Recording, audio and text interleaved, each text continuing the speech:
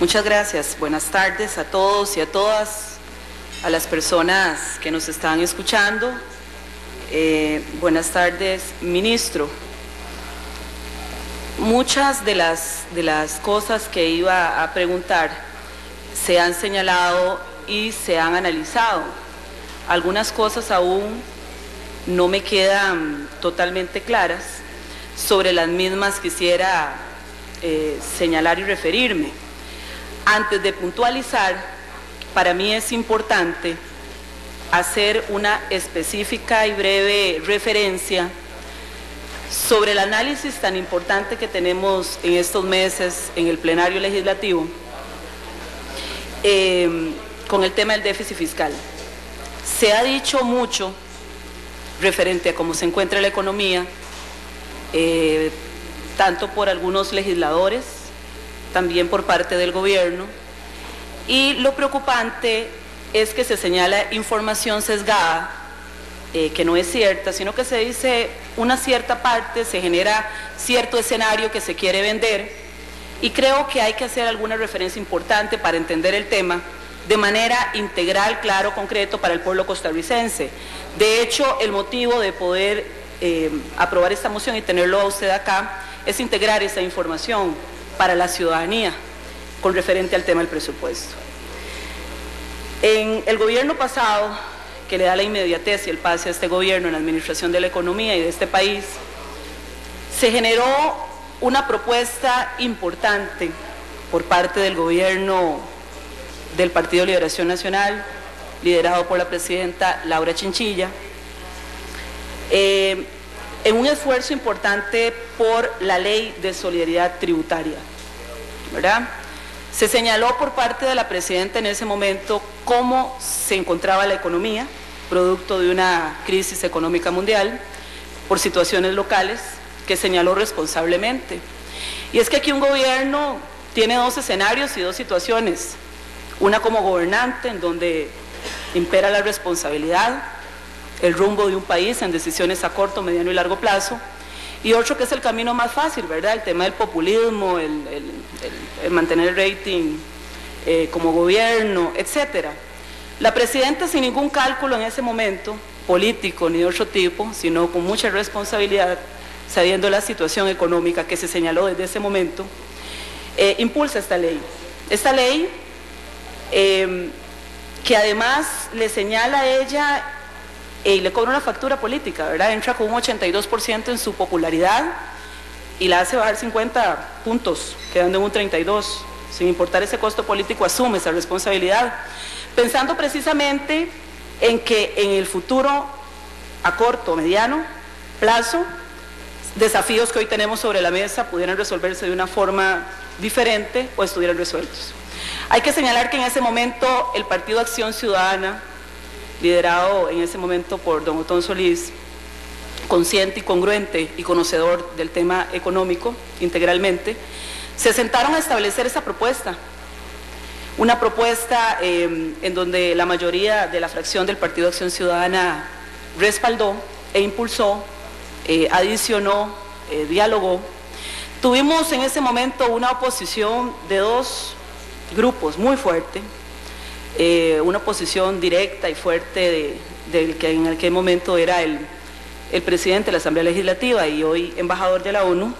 Incluso encontré en el acta 32 del 14/3 del 2012, donde don Juan Carlos Mendoza, exdiputado, señalaba que Costa Rica no está metida dentro de la camisa de fuerza que otras sociedades en el mundo, no se avecinan escenarios catastróficos.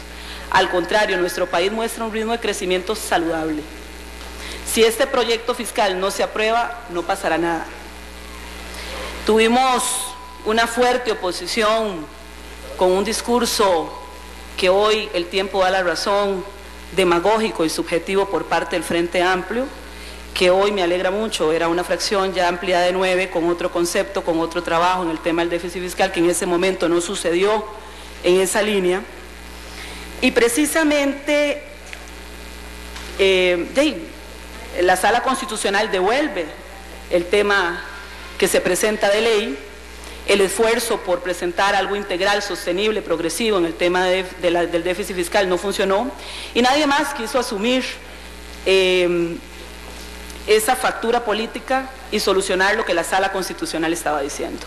Sin embargo, el último esfuerzo que se hace en el gobierno pasado es donde don Edgar Ayales, exministro de Hacienda, hace una mesa de diálogo con acciones, ¿verdad?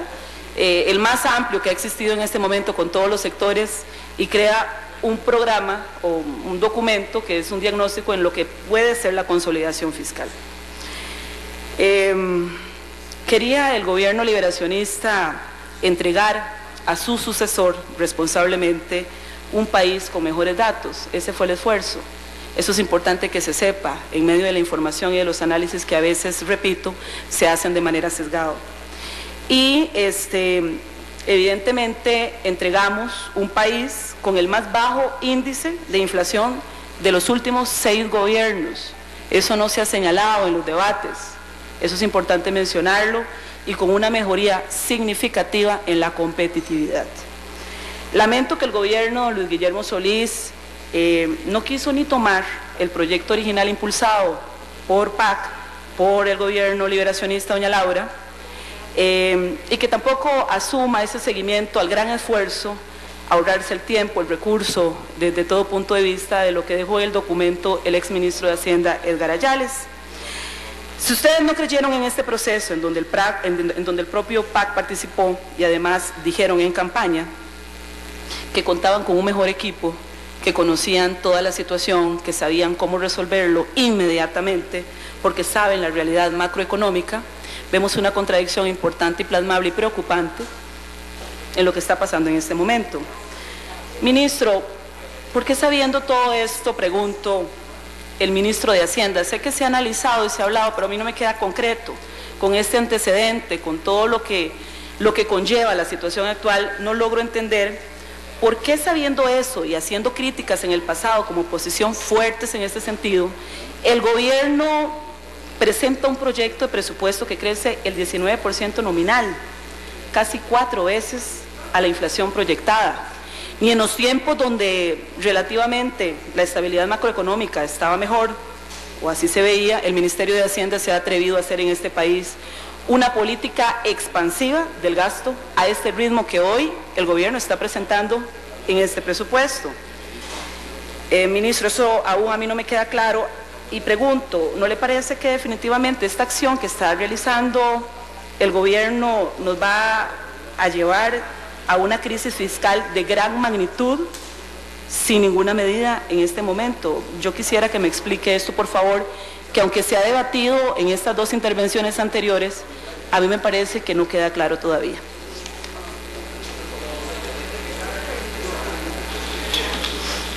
Dos puntos, tal vez quisiera, doña Carla, comentarle.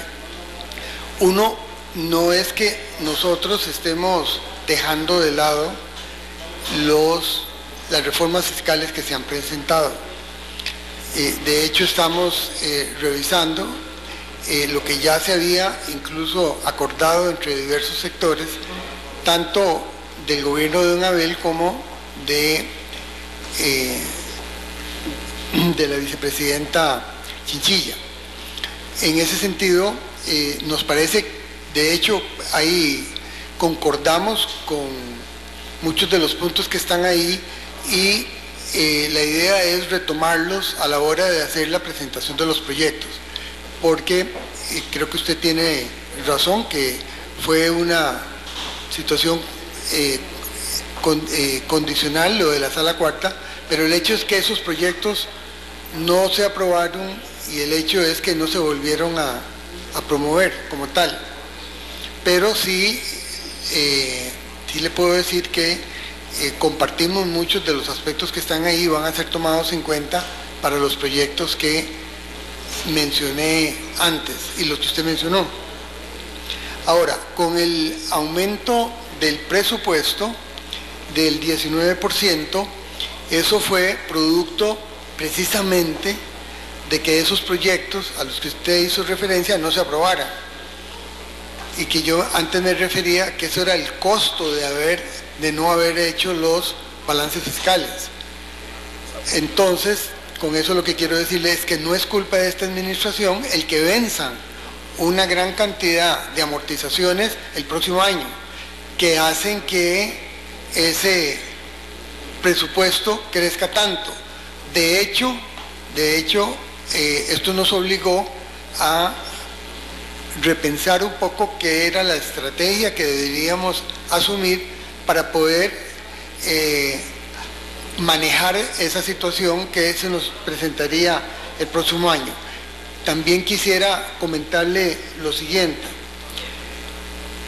Producto de los recortes presupuestarios, fueron dos, tanto los que se recibieron en la primera formulación del presupuesto, como ahora más recientemente, si sumamos esos dos recortes, en realidad es una cifra prácticamente igual a la que se dispuso desde que se dieron las instrucciones de crecimiento del presupuesto este año, de un 4%.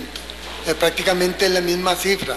Con eso lo que quiero decirle es que 4% en términos reales es una reducción del presupuesto en términos reales. Lo que vino a complicar, digamos así, lo que es el déficit del próximo año es casualmente ese crecimiento casi de un 50% de aumento en las amortizaciones del 2015 respecto al 2014.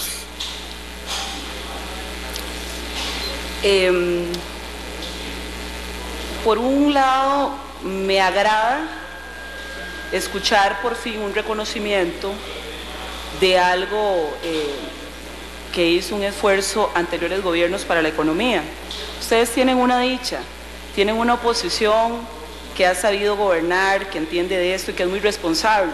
Situación contraria a otros gobiernos, señalo el anterior, que a pesar de saber que tenía la razón, la oposición, el obstruccionismo de algunos partidos, incluyendo el PAC y el FA, fueron característicos para que estas cosas sucedan. Me agrada ese reconocimiento que usted hace a un trabajo que van a retomar.